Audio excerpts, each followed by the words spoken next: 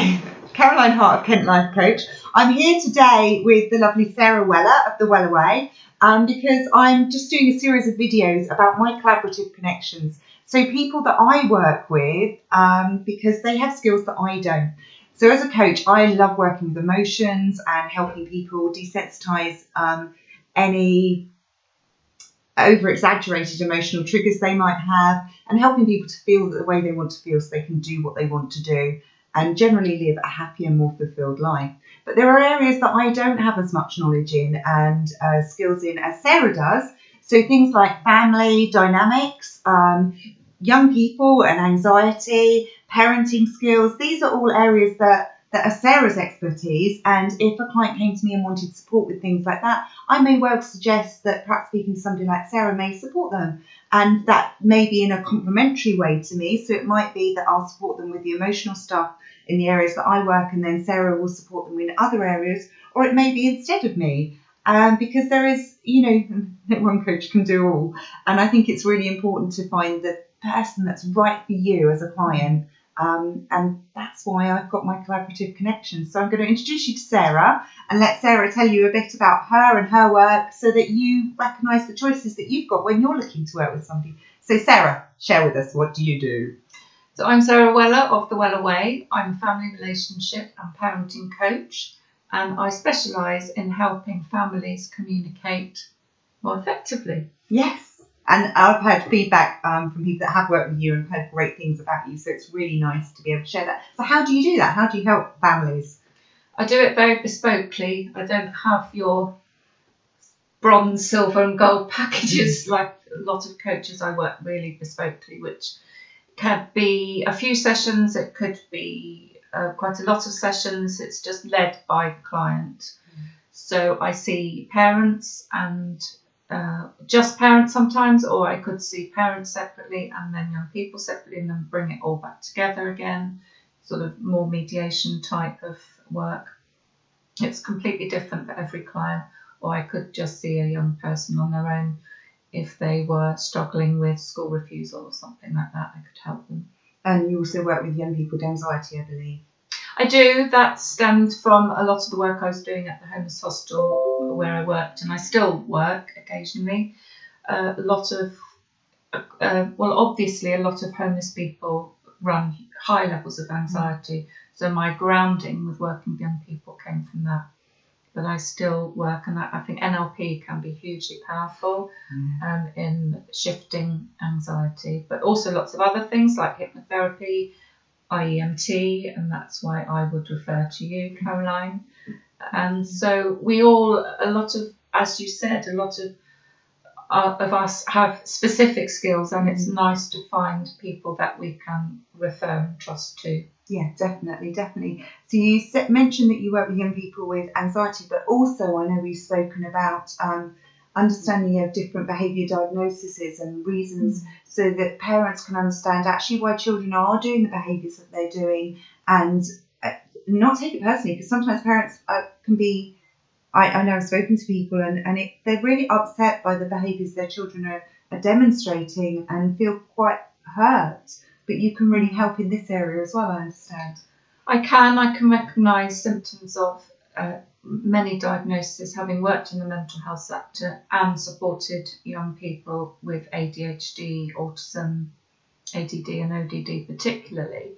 But also there are threads of those running through my own family and my own children. My husband is hugely dyslexic as well, so I've got a lot of personal experience of living with somebody with those challenges. 2 of my children are somewhere on the ADHD and ADD spectrum as well. Wow. So as a mother, I've got, as well as a professional, I understand what the challenges are of the symptoms of those diagnoses. So this is not just your professional skills and training that you bring in, which I understand you've got loads from your wealth of experience of the various organisations that you've worked with, but also all your lovely NLP and coaching training that you've got that really makes a difference. But also on a personal, you get it as a mother, as a parent, you know what it feels like, which must help you really give empathy. And I think that's nice to work with somebody. It's not essential, but I think it's really nice if you're working with somebody to know that person really gets it. Yes, and these diagnoses really, really impact on particularly self-esteem. And I've had to work really hard as a mum to find ways for my children to shine and shine out of the box of not where everyone else is shining and where they think they should shine. So be themselves, yeah. uniquely, perfectly them. Yeah. Yeah, lovely. I love that that saying of being uniquely, perfectly you, because you'll only ever be a second-rate version of somebody else, but you can be the best, the very best version of you, and whatever your uniqueness is what you're meant to work with and enjoy. And all my children are working now, but everyone says to me, wow, they're all doing such different things, and we have worked very hard as parents to help them facilitate their purpose and passion and help them with believing that that is the way. So whatever other people are telling you you should do, or what school are telling you you ought to do, it has to come from, success comes from being driven within, not by an external thing of what you think you ought to be doing. And you can help the children find that, but you can also help the parents parent that through the children. Yeah, so it's helping often transition parents into coach mode themselves in unlocking your children's potential. And you do things like positive parenting courses? And I do positive parenting courses, which is, there's a lot of cynics out there who think positive parenting is not boundaried or, a valid form of parenting, but it's very positive parenting is based on attachment, but you use discipline to teach values. So it's all about people making and teaching young people to have values. But not quite in the way that maybe we were parented. Yeah. Not in that authoritarian way. I don't know how you were parented, but it's certainly different, because it's a different world now, isn't it, they're in? It is, and all the research now is saying that punishment, the traditional form of punishment, is very shaming. It doesn't teach the behaviours you want to see. You cannot punish in good behaviour. Yeah, fantastic. Thank you, Sarah. So you also work in terms of with parents, and what I was asking you earlier about the different family dynamics and how that all works, and how, now that quite often parents aren't together but they're parenting, and how do you support families with all of that? I think it's encouraging parents that you can have a new relationship as a parenting role, and taking your coupleness out of that role, if that makes sense. So it's reframing the communication and how you can parent on the same page, consistently talk to each other about your parenting challenges, but taking out all those emotional triggers that were an issue when you were a couple. So that's in terms of a separate, but also if a family's together and perhaps they're not doing joined up parenting within a classic family. Yeah, and that puts huge amounts of strain on your relationship, and you are not bringing your best skills to your relationship because of the triggers which you're experiencing and the challenges you're experiencing in your children's behaviour. So I help them. I do a lot of work about bringing the most brilliant, best you, and we work on the and about strengthening that's your partnership, and how and reminding of how you met, why you were drawn together, what brought you together, what values you share.